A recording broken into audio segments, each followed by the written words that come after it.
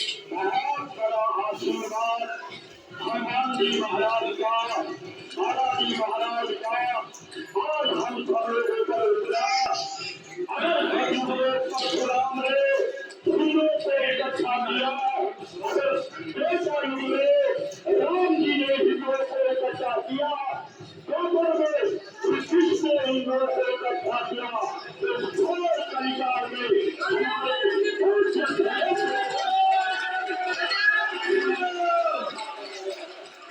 मेरे भाई बहनों, ध्यान से सुनना।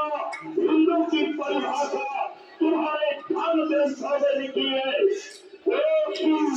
भक्ति जिस व्यक्ति के अंदर यश्य भय, यानी जिस व्यक्ति के अंदर गाय की भक्ति होती है और कलम यानी ओंकार के प्रति दृष्टि मसी गुण होती है, ऐसे लोग हिंदू हैं। उन हिंदुओं को इकट्ठा करने के लिए आज धरती पर पूज्य श्री वीरेंद्र कृष्ण भक्ति की